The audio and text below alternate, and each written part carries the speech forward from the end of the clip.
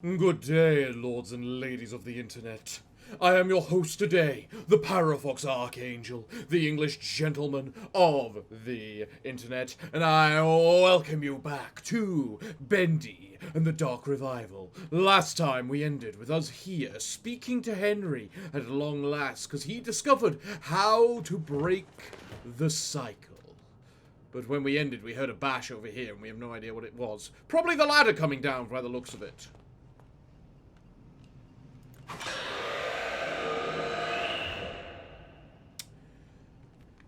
You know, I had a feeling you looked familiar. You're that boss from the first game, aren't you?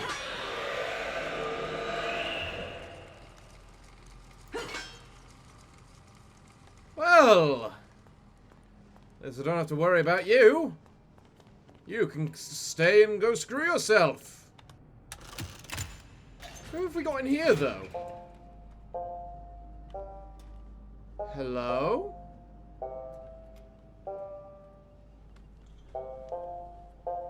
Subject 418.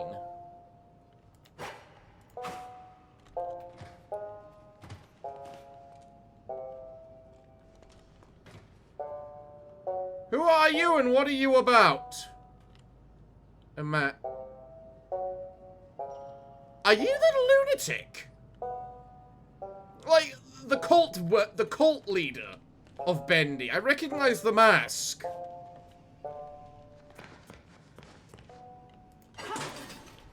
Jeez, there's all sorts of crazy around here, isn't there? Huh. And you were the carousel boss, weren't you?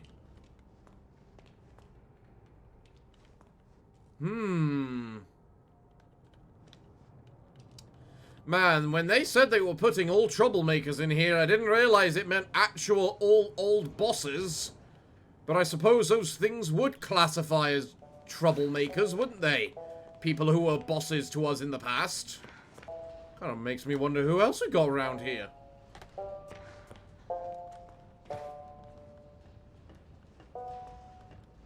The pit. Who might you be then, subject 928? Are you worthy to walk with angels? Oh God, no. No, no, not you. Can I have Sammy? That's his name. Can I have Sammy instead, please? Security lock. What are you?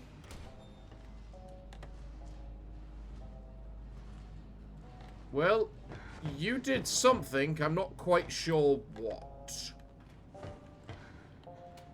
Well, I suppose before we move on... Ooh, Book of Lying. Thank you. I suppose before we move on, I should go correct a mistake of mine. Really? You could reach me from there? Bull crap.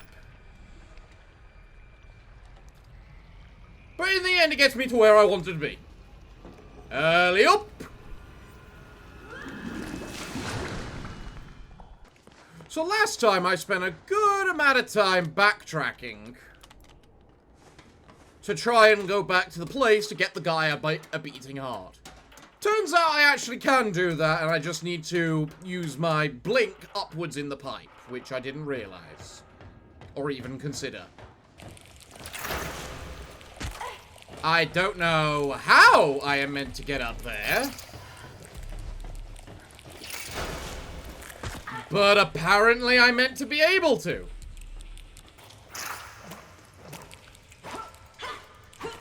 Oh, just kill me.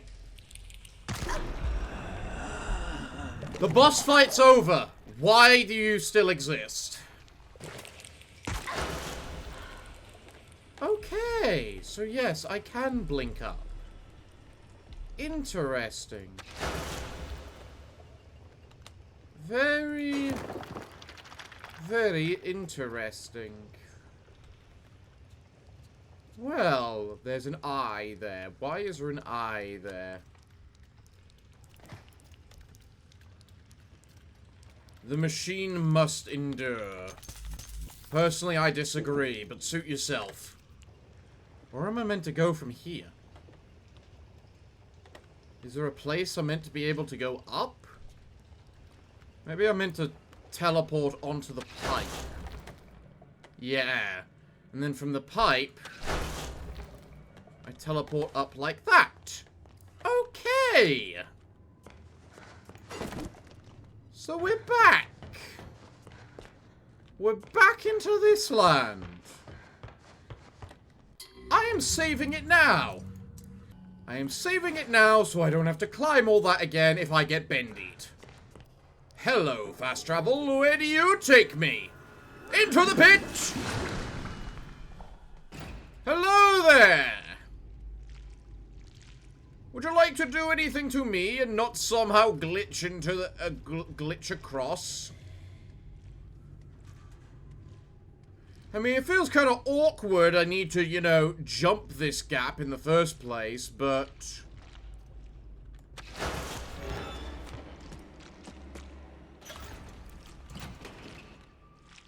But you can, quite royally, go screw yourself. We're on a mission. Oh. Where might you go? And that mission is to get ourselves a heart. And honestly, yeah, where does this one go, considering it's, like, right, the other area's right next to us?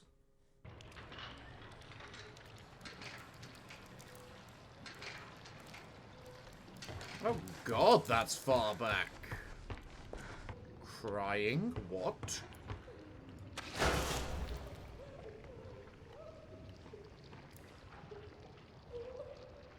Who the heck is crying? Oh, hello there. Well, I'm glad I came back now.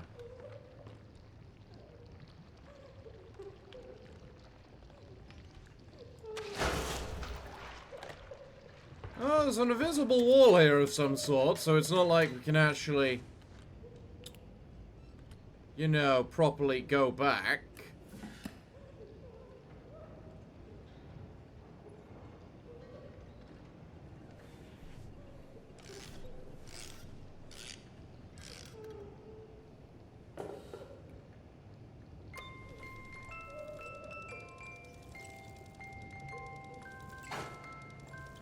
You know what? I know I've come back and all, but I'm getting a lot of vibes that Archangel is going to be appearing where I came back to, and I don't like that. Also, no idea why there's a dude here. Why are you here?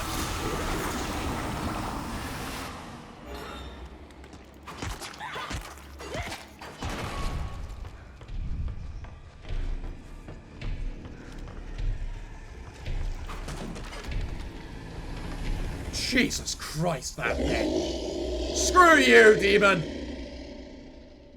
Alright, what have I learned? There's a bunch of stuff around here that I don't think should be around here, and...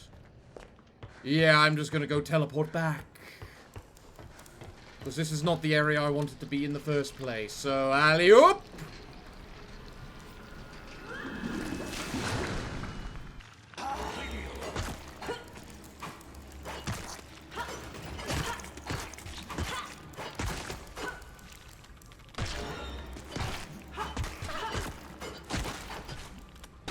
It's fun spawning in front of people. That is such an awkward teleport point, I must say. There are way too many people here. You know what? Fucking fight me.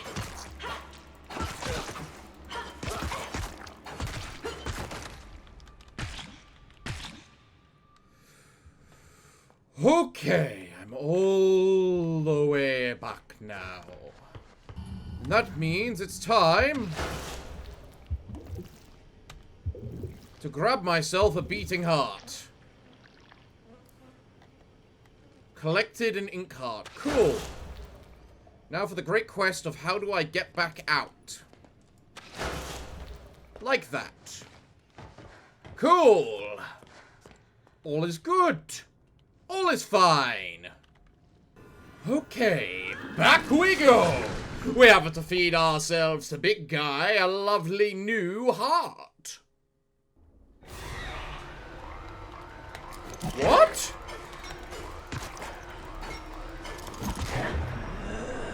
I'm sorry, that's hardly fair.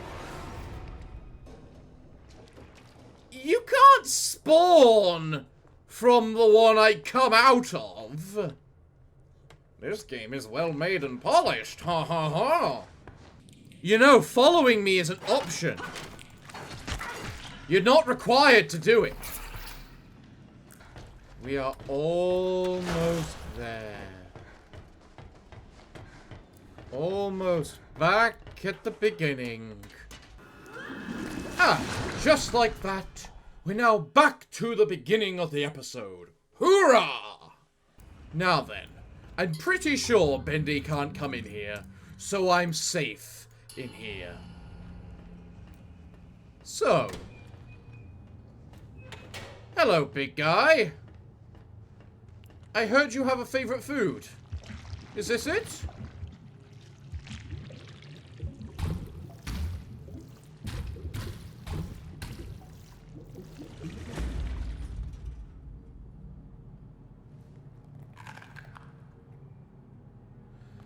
I don't know how to feel about the fact it makes such a satisfying crunch. Like you're eating an apple. When we saw for good that you were just eating a beating heart.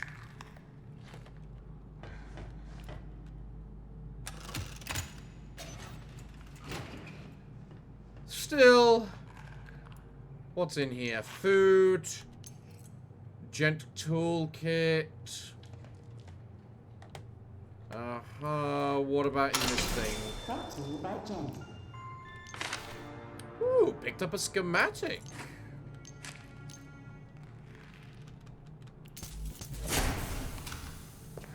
Well, thank you very much, big guy.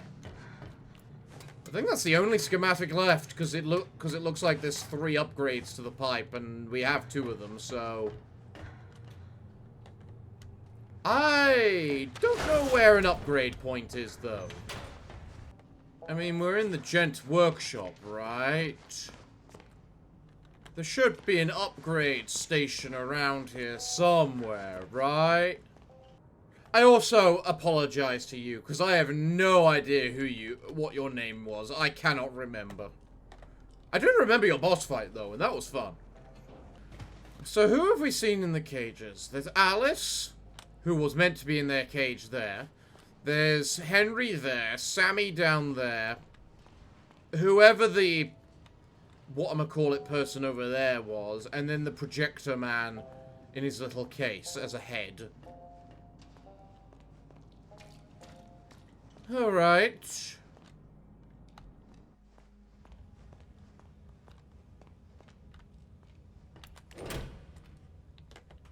So what are we gonna find when we finally walk down this path? The pit.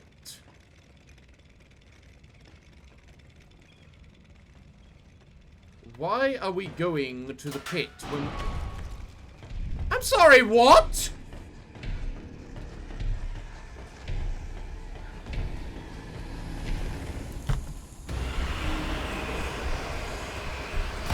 We're in a place where if the demon comes near, it just converts them into little Bendy. Then suddenly out of nowhere, big demon appears! I say again, I hate the Bendy mechanic. Like, I like the concept, but its execution seems poor.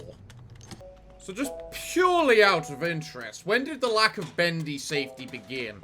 Because we are not allowed to be attacked by Bendy when there's all the Seekers, I'm sure.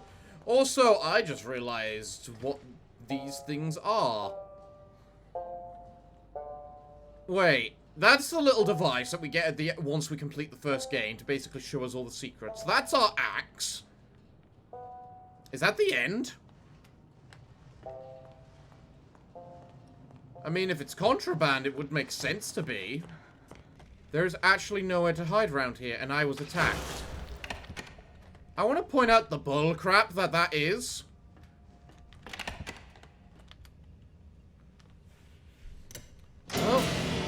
Might as well push the button.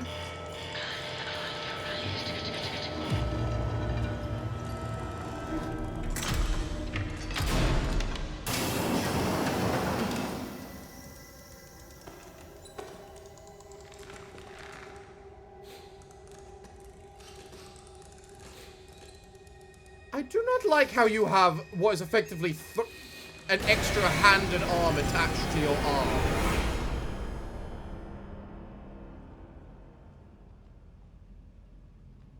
And I love how the door behind you opened then, Audrey, but then you just decided, no, I'm just going to ignore the big thing that's coming out the floor and not even try and hide.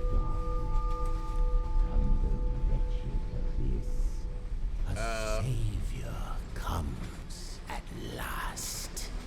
What's going on and where are we? Rest yourself, Audrey. You're still weak. The Keepers can be relentless to strangers. Who the hell are you? But there's nothing to fear as long as I'm with you. You're safe now. You did this to me. You brought me here. Turned me into this thing. This doesn't make sense. I've never done anything to you. Open your eyes and look around you. None of this makes sense. Drawn walls, nightmarish creatures, an ancient studio that died out almost 30 years ago. It's all fiction. Utter nonsense. And yet, in here, it exists. It breathes. It flourishes. Reality, guided by its master's pen. The foundation for a new reality. We can bleed into our own. Just think of it. Anything we create in here, we can release out there. But first, this world must be controlled, made safe. These things, these angels and demons, are they really life? Or are they just stains? Old mistakes ready to be cleansed away for newer, greater things. What do you want from me? That's a very good question. I need your help. Why? To save my father's life. What? This is our start. We'll talk more once we're safely inside.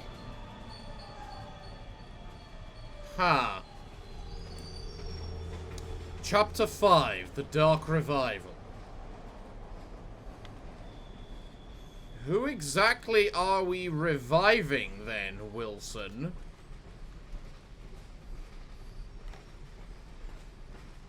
What's going on around here? Oh yes, give me my pipe. I love this. Stay close. This place isn't as safe as it once was. How safe was it once? Signal towers are nearby. Abilities have been disabled. Oh, then why did you make me upgrade all my abilities points? You can't just give me the option of upgrade all your abilities. Then your abilities are disabled. Nah! I go back onto this. I can. And then I can go around. Interesting. Woo! Book of Lying. I kind of do want to know what the hell is whining. And clearly in pain right now as well. And how restrictive are you? Ah!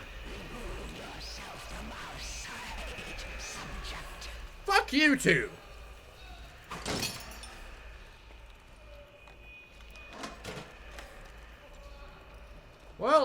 have no idea where Wilson went. What's this? Old Track 77 is a quiet place these days. Ever since that terrible crash a few years back, people don't like to hang around. Too many strange things keep happening on this platform. Last week, one of the railmen told me they had reports of some train going through that wasn't on the schedule. There were figures standing in the car, staring through the windows, but it never stopped to let one off. It never stopped to let no one off. Just kept on going straight through. Some say it was the Silver Lane Express, the train that crashed. Kitty Thompson. Huh. Well, it looks like there's something here. What's that say? Just a pencil and a dream. Alright. To be fair, I'm impressed I haven't been hit by a train yet.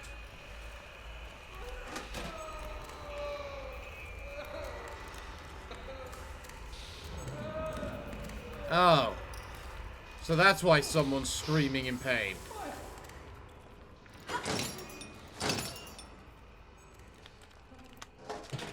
I'm gonna have these two seekers walking around the place, aren't I?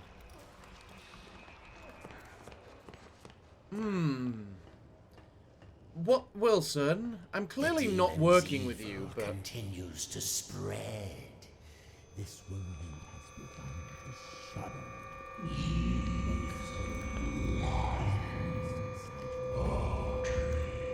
Be quiet. What did you say? Nothing. It was nothing. Almost there. Just a quick stop. Won't take but a moment. Okay. And of course you're not here with me. Why do I trust this? Checkpoint. Weapons are not allowed beyond this point. Please place all weapons and contained ink on the holding desk to the right. The subject will stand in the designated location. The subject will not do anything you say until you show a little bit of manners. Oh, colourful. I'm sorry, is that a Gatling gun?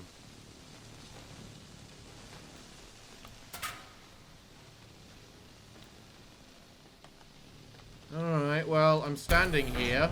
Lethal object detected. Okay. Subject will submit all weapons for further screening. Disarm now. Okay. I don't feel comfortable with this, but if you insist. Remain still for examination. Okay. The subject is cleared for entry. Relax. Wilson knows your purpose. Wilson, the man who killed the ink demon. Why are you on the other side here? Welcome to the civilized world. How do you like my signal towers? They nullify the ink demon's powers so he cannot pass them. I wish I could say I invented them, but it seems our friends at the Gent Corporation had a demon problem of their own long ago. Fair enough. Who is this? To be fair, I quite like your aesthetic. I can't deny it. Everything around here does look quite nice. Can I open these? No. Not allowed in there. Alright, well, it doesn't look like there's anything else to do around here other than, you know, talk to you, so... And now, my dear, if you'll excuse me, I have a lot to prepare. What are you preparing We'll talk for? later, I promise. Besides, you must be very tired. A quick rest will do you good. Betty will show you to your room. She's my housekeeper, among other things. You never actually killed the ink demon, did you? No, he's too powerful to destroy. So we sealed him away, trapped him in a different form. One that was smaller, harmless. Bendy. It was a fitting prison, although he seems to have found a way to free himself. But enough talk. We'll deal with that soon enough. There's some nice fresh blankets all laid out for you. You'll be dreaming in no time. Oh, Wait, Wilson? One more thing. If you needed my help, why didn't you just ask? Would you have believed me? that's And no more dawdling. a fair question. This way now. You say this way, what's this way? Nothing. Fine. Where did Wilson go? He just went... You're here at last. It's so exciting, finally having you with us. Okay. Now, to give you some bearings, we're currently standing in the south wing. Wilson's laboratory is downstairs. And then there's the north wing. What's wrong with the North Wing?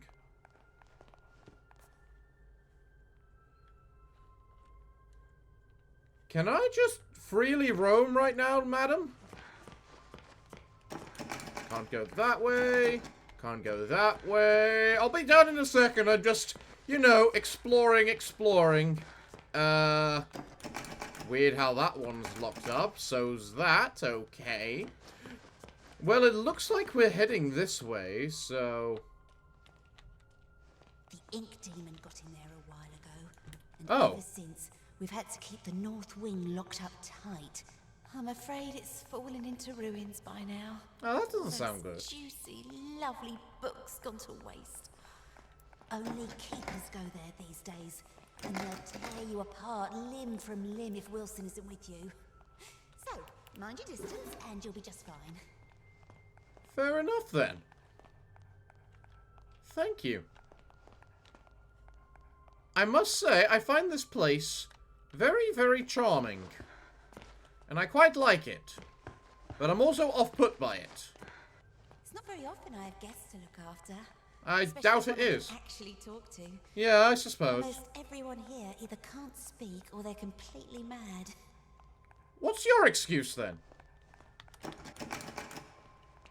I'm guessing this is my room? All right, here we are. Best room in the house. You should see where I sleep. Ugh. But this room, oh, just perfect. Yeah, I it does thought look of it. Every detail. Bed is clean. The bathroom is on the left. Sorry about the stains. I did try my best to get them out. Huh. Well. Might as well see what's in every single drawer. Maybe a potential book, reading material that you might have left me. Anything like that? I mean, that's not quite the reading material I meant, but... For sleeping draft, pinch of salt, cocoa powder, charmelaine, soybeans, Gilson. Mix everything in a glass and then drink with exactly 3 sips of water. Why have you left a recipe for a sleeping draft in my room? I mean, if you're going to drug me to sleep, you shouldn't leave the recipe out in the open for me to work out what you're about to do.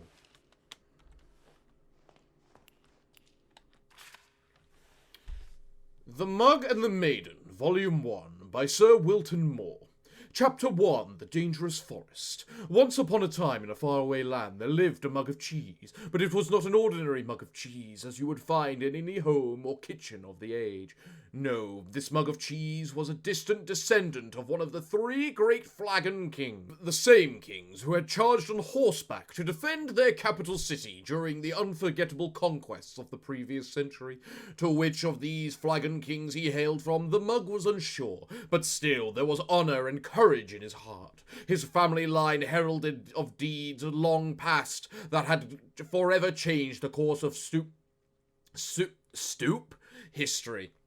Did he have a name? Of course. All mugs of cheese have names. This is common knowledge, just as every fruit bat is really named Stanley. The mug of cheese was named Rictor the Cracked. What a name, I hear you say. Cracked indeed, the mug of cheese bears no damage that I can see. Fall silent, you small-minded bass, for there are inklings of our intriguing story. Let's begin at the beginning. It was a hot winter day in the forest, one of those days where everything is dull brown. The lake was still and the birds had shut up, and the trees were just but sticks in the overcast sky. Say for a lone pine that skimmed the clouds above like a painter's brush. It was on this day that Mr. Darble Mouse was in a hurry. He had just been named as Vermin of the Year by the society brethren that lived under the old church, and it was customary for the honoree to bring fine port wine cheese to the ceremony. There were only hours to locate some of the precious cuisine. Fortunately, Mr. Darble Mouse knew exactly where to find it, the dark cellar below the governor's castle, but unfortunately, as he approached the loose plank of wood in the old wall, he failed to realize that the heavy rains that had come down during the night had passed moisture into the plank, making it far heavier than usual. Thus, when he pushed the plank with all of his might, it lifted just enough to push his body only halfway through. But his strength just couldn't contend with the weight of the plank, and his arms failed. The plank snapped back down, crushing him flat. After all, this story is not about Mr. Darble Mouse, or had you forgotten the mug of cheese already? I can see how you might connect the two. Mr. Darble Mouse was, after all, looking for cheese, and we were talking about a mug of cheese just before. Sadly, I must inform you that there is no relation between Rictor the Cracked and the rodent who is now nothing more than mushed guts inside the wall. Except that there is, for it was the death of Mr. Marble Mouse that started all the trouble. You see, when things die, they tend to smell, and that's just what Mr. Marble Mouse did. But that's not all. His body, pinned between the outside and the inside of the wood wall, had made a perfect passage for the hot winter wind. For the hot winter wind? The wind, therefore, carried the stench of his decaying mouse carcass deeper into the governor's house. Like a snaking, twisting wisp of fear, the smell settled into a little tavern near the courtyard of the castle. Here soldiers would spend many long hours when there was no bloodlust to soothe with battle. Strong ales and red meats filled the menu from back to front as this rustic medieval greasy spoon. Mostly the customers came to look upon the barmaiden, Maxine, who was actually named Rita. Rita was, by far, the best-looking creature in all the governor's country. There was a beautiful deer woman just over the hill, but no one knew that.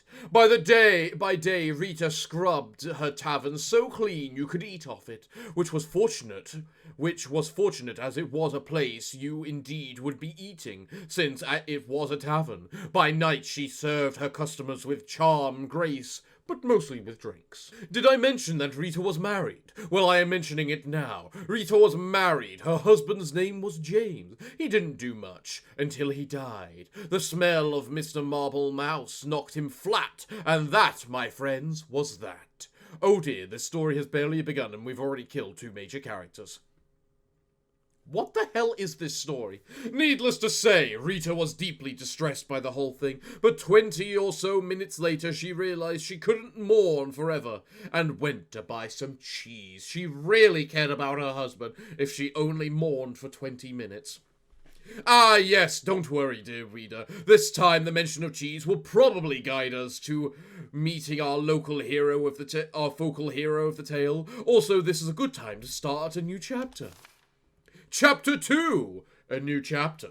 Rita entered the cheese shop with her guns blazing. I am speaking metaphorically, of course, by which I mean she entered the cheese shop quite determined to buy some cheese. This was because just the night before, as her husband James was taking note of a weird smell in the room, she had invented a delicious new concoction.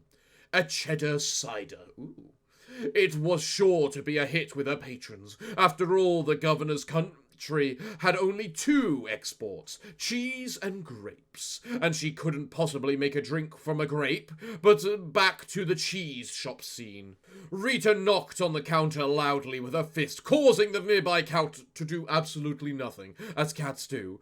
From the wall, behind the wall, she heard a stir as someone was crashing through piles of cheese to make their way toward her. Emerging gloriously from torn yellow curtains, an old man came into view. He was giant in stature, with a long grey beard. Bobbing along and stuck within his beard were all manner of cheese crumbs and wedges, wrapped tightly within his hairs. But yet he held even more cheeses on ropes, pulled across his chest, with loops of vein linked like sausages over one shoulder. His eyes were big, and his ears were bigger still. A smile of kindness erupted from his face as he locked eyes with Rita. My, the Kurds are kind to me this hour. Hello and welcome, he bellowed. Rita bowed and promptly began to cry. The shop owner looked at her, perplexed. What did I say wrong? The barmaiden sniffed and snooted and finally answered, Forgive me, for my husband just died and I'm out of Swiss. I am going to pause now in the story to ask myself why Mr. Darblemouse went to the cellar in the governor's house for cheese if there was a cheese shop nearby. I think it's best that we overlook this glaring problem in the plot, don't you? Now, back to the story at hand. Rita purchased a large amount of cheese from the shop owner. She bought the cheese wheels and cheese melts and cheese slices. She bought cheese whistles and cheese bread. She bought cheese paper and cheese sandwiches. She bought so much cheese, in fact, that she had lost track of all she had obtained and just dumped all the foliage into a large burlap sack for the return journey to the tavern.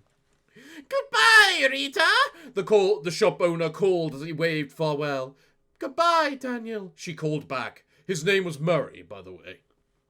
Overburdened by her treasures, Rita made her way home, following the main road to the castle, but as always, the road was now under repair. A man with a skinny mule was ploughing up the dirt so that he could put down new cobblestone. 4 of his associates were standing by, watching him. The job would only take a few years to finish, but Rita was in a hurry, so she followed the detour sign that told her to take a different road to her left.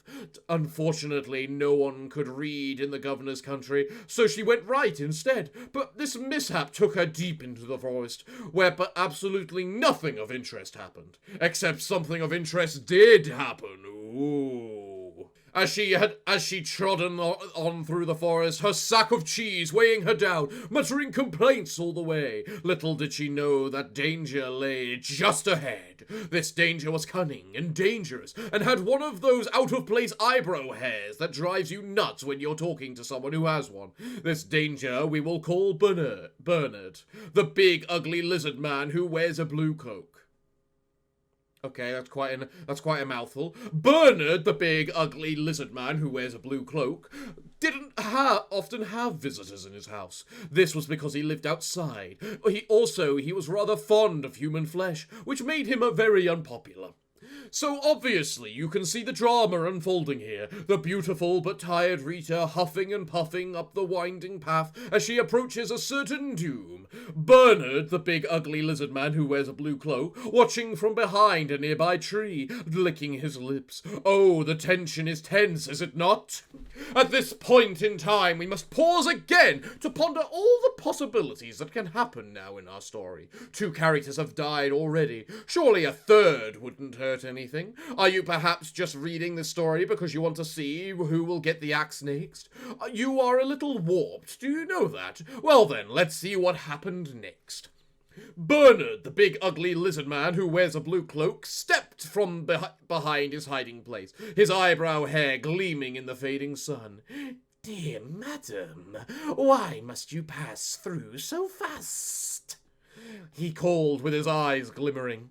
I must get home, Bernard, the big ugly lizard man who wears a blue cloak, because, for one, it is getting late and I have customers to serve, and second, because you eat people, Rita replied. Poppycock, balderdash! Codswapple! I won't hear these lies against my character, he detested. For I, Bernard, the big ugly lizard man who wears a blue cloak, have completely reformed myself. Rita squinted suspiciously at him. You have? Bernard, the big ugly lizard man who wears a blue cloak, put a hand to his heart. I have. I no longer prowl or pounce. I won't attack or bounce. I will not kill or maim or tear. I won't crush or even bite you anywhere. I promise I won't devour any more. My gosh, you've become a bore. If you weren't going to be a danger in this story, then I've come all this way with 100 pounds of cheese for nothing, Rita grumbled. She boosted her sack further up her shoulders and turned with an angry grunt. But Bernard, the big ugly lizard man who wears a blue cloak, waved after her in a panic. Wait! It's all a ruse! I intend to eat you, dear woman. I swear it! He cried. It's all a trick, you see. A new angle. It worked on some guy yesterday, so please stay. Rita sighed, her strength just about gone from the long adventure she had taken since she had left home that morning. She turned back to face Bernard, the big ugly lizard man who wears a blue cloak. All right, she said, but your part in the story better lead to an unexpected turn of events. Oh, it will! Bernard, the big ugly lizard man who wears a blue cloak, clapped and waggled his clawed finger to motion her to draw near. Just wait until the next chapter. Chapter 3. The next chapter. Jesus Christ, how long is this? All looked quite dire for Rita. Bernard, the big ugly lizard man who wears a blue cloak, had her within his grasp. Surely it would just be mere moments before his jaws collapsed upon her head. Oh, what a horrible end for Rita. Needless to say, I am worried about her. But, as luck would have it, miles and miles away, 20 years earlier, something amazing happened. 2 mugs of cheese, a Golder and a mozzarella, welcomed their first son into the world. I don't think I need to tell you his name. It was Dave. No one liked Dave. After that, their second son came forth, Richter the Cracked, just called Richter at that time. Richter spent his early life stealing cowbells and putting them on skunks. This way people would always knew when the danger was nearby. Needless to say, Richter was one smart mug of cheese. But all could not remain perfect forever, and suddenly the great skunk famine began. Richter found his world in array, and he sought a new purpose. Fortunately, there was an opening in the governor's country for an adventurer at the time, and since he was a descendant of the 3 great flagon kings, he was boosted to the head of the line. Because, as we are aware, even in olden times, it's not what you know, it's who you know. Thus the adventures of Richter began!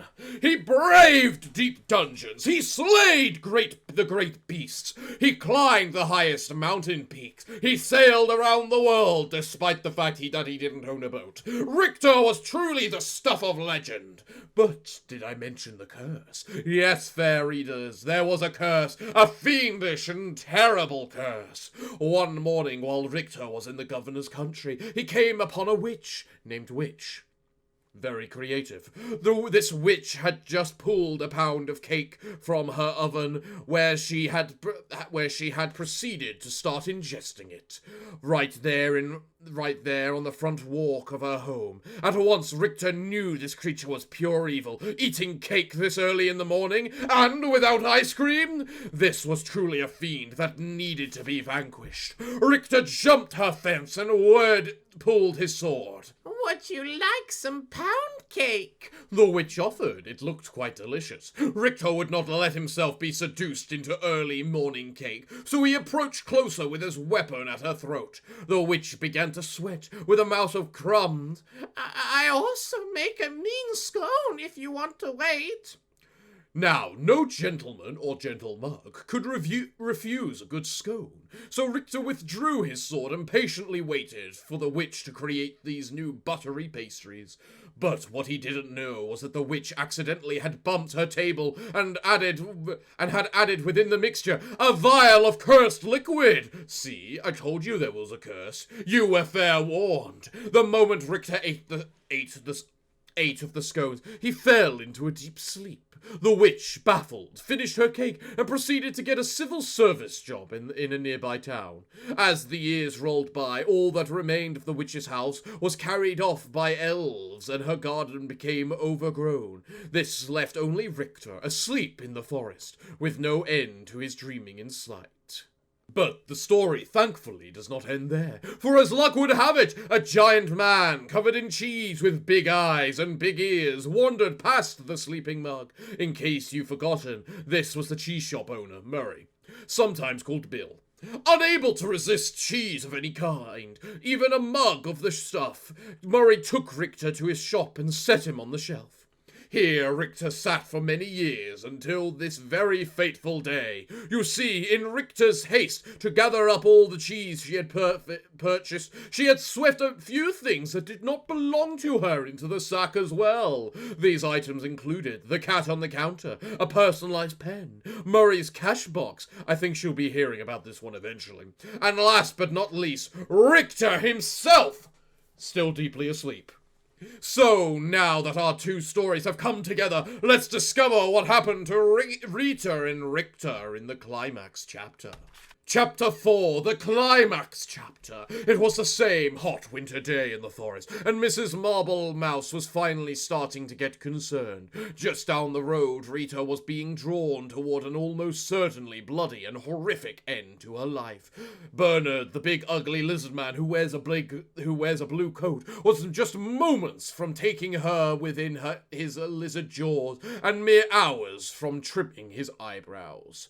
Rita stood her ground. She was no damsel in distress, but simply a person who was pretty darn tired at this point. She pulled her burlap sack of cheese from her body and swung it hard with every last bit of strength she had. An ear-shattering crack broke through the silent trees as the bag made contact with Bernard, the big ugly lizard man who wears a big blue cloak, shocked face. His teeth flew in all directions, falling like pebbles to the ground. His eyeballs dislodged and rolled into a nearby stream. His jawbone turned completely around and planted itself on the back of his head. Bernard, the big ugly lizard man who wears a blue coat, ran screaming into the woods, never to be seen again this week. His cries faded, and the forest once again fell silent, soft and quiet. A cow walked by. Rita, still standing with her sack outstretched in her arms, stood wide-eyed at what had just happened. Surely no cheese in her bag was hard enough for that kind of impact. As she placed the burlap sack upon the dirt and peeled it open, she was amazed to find Richter, the mug of cheese, inside, looking quite dazed. He had awakened, and the curse was finally lifted. Somewhere behind a desk, the witch looked up and nodded with a smile. But oh, dear reader, look what was upon his mug body. A giant and elegant crack, the very mark of a warrior. His hero's journey was finally complete. Richter the Cracked had emerged! Yes, it is true that Richter really didn't do anything important in the attack on Bernard, the big ugly lizard man who wears a blue coat. Just by Richter being where he was at the perfect time. He had saved Rita. The fates were with them. Richter and Rita talked and laughed and ate cheese until the sun went down. Finally, they packed up their picnic and headed back to the tavern, where they were met with cheers of excitement. This is mostly because the guys had found out that Richter was now single. As the night wore on into the early morning of the hours, the tavern remained alive and in the castle courtyard with singing and dancing and cheddar cider. Oh, what a celebration! But like all parties of such proportion, eventually everyone sobers up and you have to go home. Before long it was dawn, and the sun began to rise steadily in the west, marking a fresh adventure on the horizon. A wind of a new direction began to howl with a more steady pace. It skittered across the ground and found its way between the floorboards of the governor's castle. Here, against all odds, it found the barely remaining body of Mr. Darble Mouse. The wind carried the stench far beyond the borders of the castle, over the mountain, and deep within a dark cave where evil slept. "What the heck is this smell?" said Evil, awakening with hellfire burning in his eyes. Eventually, news of this great evil spread from town to town until it reached the ears of Rictor the Cracked. He polished his sword and gathered some crumbs of bread to store in his mug. Wearing his best expression of courage, Rictor once again set off to conquer the day. His story not over yet. But for now, dear reader, we return to our own lives. So let us end this tale with a closing thought, shall we? Be we cracked or small or even dead, there's always a purpose to where we all are led. Be brave and strong, and lest we forget, fate isn't quite done with any of us yet. What the fuck did I just spend like 20 minutes reading? Did you have any questions? What the fuck did you just leave on my bed? It's always dark, if that's what you mean. For as long as I can remember. Are you very old? No. As far as I understand it, I'm something quite new. Although, I didn't turn out the way I was supposed to. One in a long line of failed experiments. But Wilson will keep trying. And do you trust Wilson? This is the realm of the ink demon. The shadow hangs over us all. I don't trust anyone. But Wilson takes care of me, keeps me safe. He once said I remind him of something he called his mother. Tell me, is that a good thing, where you two are from? I'm not sure. I don't think I ever had one. Well, no matter. Now, I was told to make sure you get some sleep once you got here. So get nice and comfy and relax. I left something on the table that might just help you nod off. It's so that's optional then. Works very fast. Just follow the instructions. Carefully. Thanks, Betty. Of course. If you need anything else, I'll come straight away. I'm always up.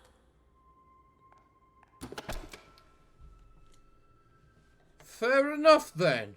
I love how you just stood there while I read the entire book. So...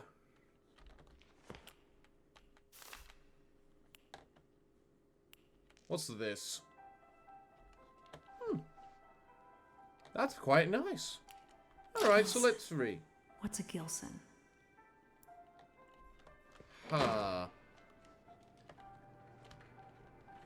Ooh, I like the reflection so we can finally see what we look like ourselves. I'm allowed to sit on this. Fair enough. You know what? I didn't expect it to actually flush, so... what is a Gilson? That is the question of the day. Hello? Betty? Ooh, hello. What are you? The machine speaks to me, revealing its many possibilities. What I can accomplish using its power is beyond any measure. Life and death can become a thing of the past. Poverty and hunger, a distant memory. I can remake the world anew. But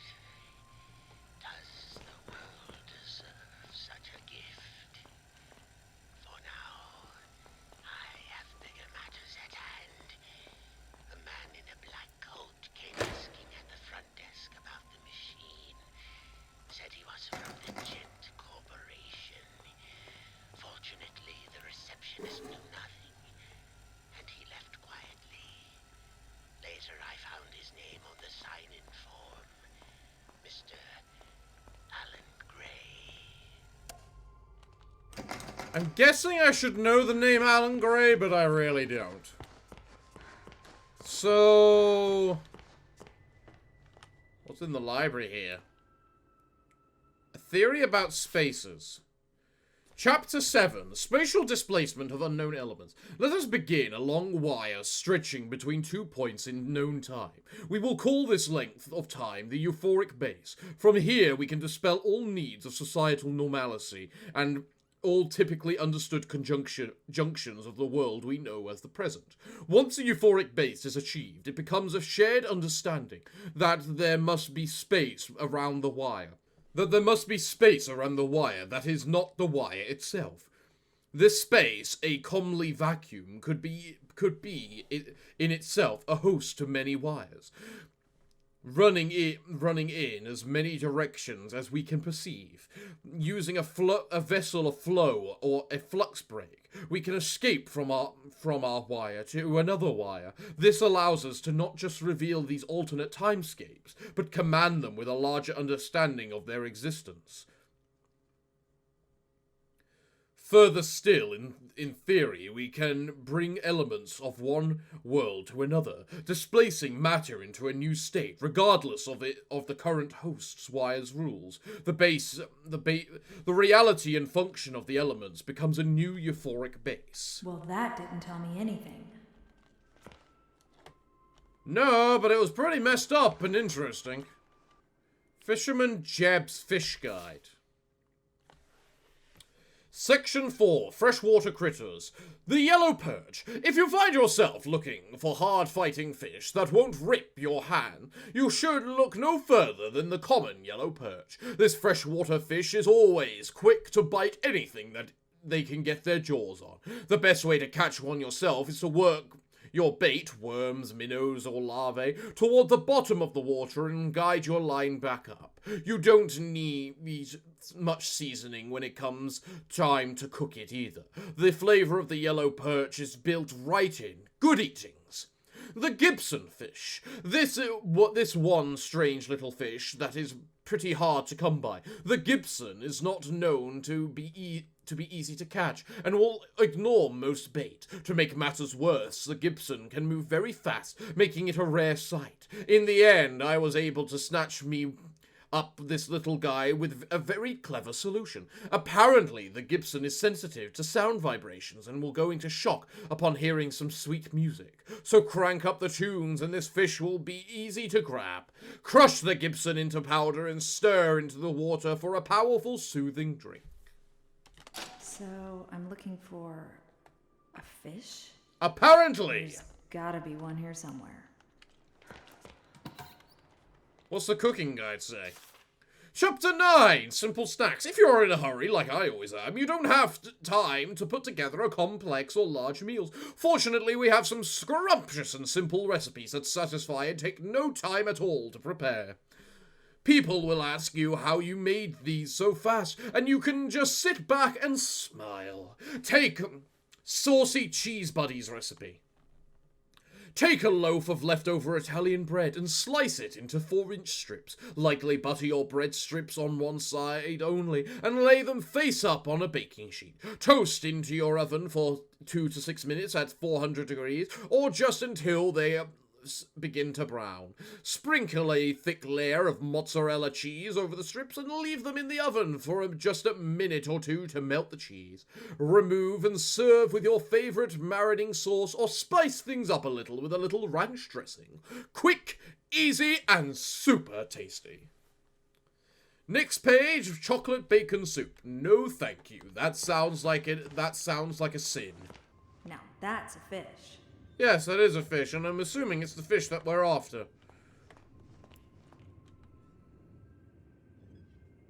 He's too fast. Well, I did mention that he was fast, so I suppose what I need to do is... Well, we got the music playing in the background already. I feel I need to find the source of music and figure out how to turn it up to 11. Or, you know, I just play the... Maybe if it was closer. If it was closer? Yes, let us just move the grand piano next to the fish tank so that we can grab a fish.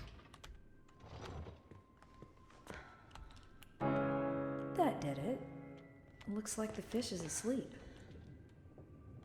Well, soon it's gonna be dead, so... You can't get away from me, you little stinker. Hello? I forgot the Gilson again, didn't I? And there's some already ground up in the kitchen too. I'll bring it up to your room straight away, shall I? Oh, and maybe you could put Harold back in his tank. He does so hate the dry air. You know what? Reasonable. I like how they just disappear. Alright, so what's going on here? Because I somehow get a feeling you don't want me doing this or something. I'm not quite sure. So, according to the recipe, which isn't here anymore, what do I need? Now, just 3 sips of water. I'm not sure if that's water. 1.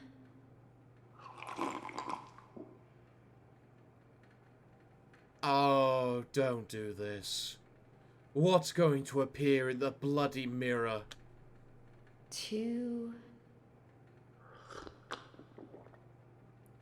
I hate this. Oh, there's gonna be something there. What is it? 3. Oh, not you, not you, not you. I'd prefer the demon. Okay. At last. I was almost afraid you'd miss my party. What? What's going on? Oh, that's a good question. Oh, it seems you're just a little overwhelmed. I hate you. It's all right, honey. I understand. It's not every day one gets to bask in the glory of an angel. Angel? Alice Angel, to be exact. That's who I am. Sent from above. Impending perfection.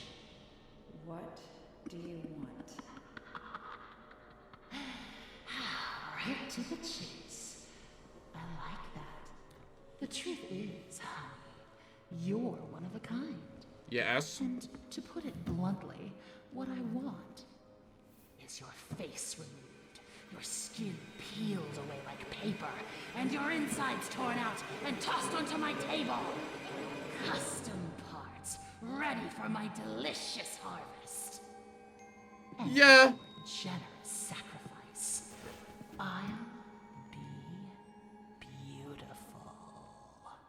But for now, let's have fun.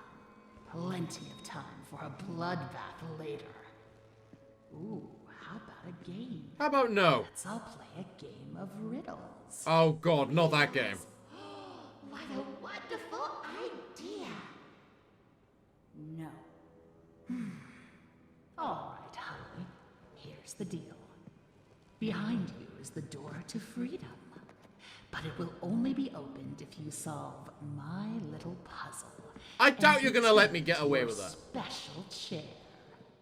Then I'll throw this heavenly switch here. If you get the puzzle right, you walk away. Get it wrong, you fry.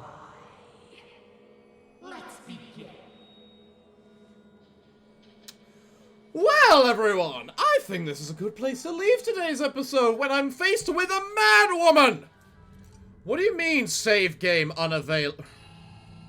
Alright, guess we're not ending the episode then. You know what I would say is the puzzle beat your ass, but then again, I don't have my stick, so...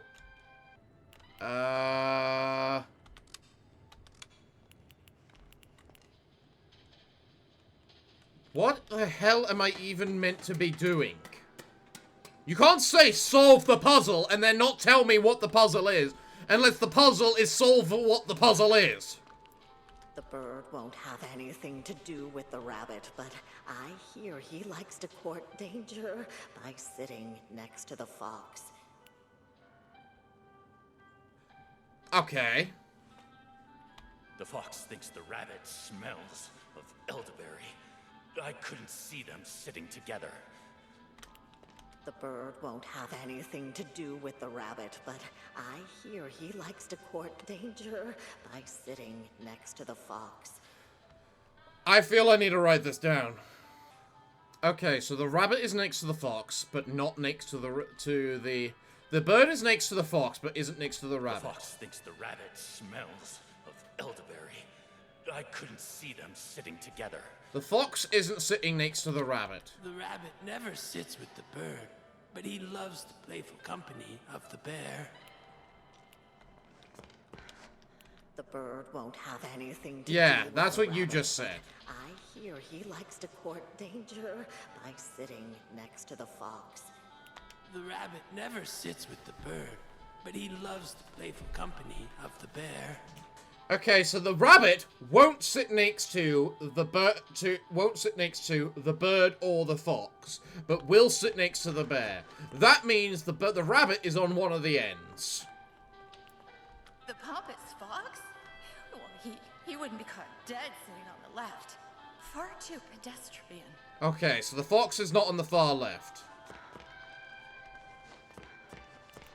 The fox has always hated the bear. They never sit next to each other. So the fox won't sit next to the rabbit or the bear,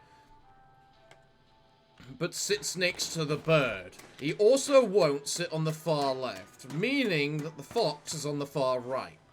Rabbit, bird, fox, bear. And then there's a monkey and a pig for some reason. So the fox is on the far right. The bird sits next to the sits next to the fox. I don't know it between the bear and the rabbit though. No wait, the bird won't sit next to the rabbit.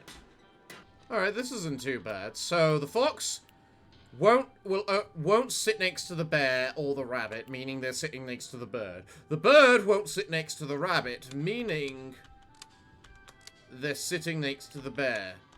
And the rabbit is on the far right there. So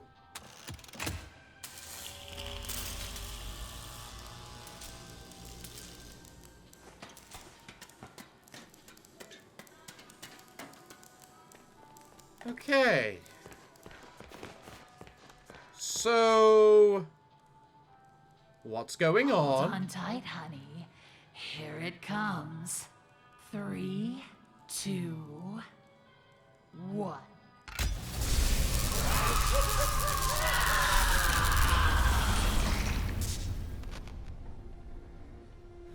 Did you just barbecue everyone? Including yourself?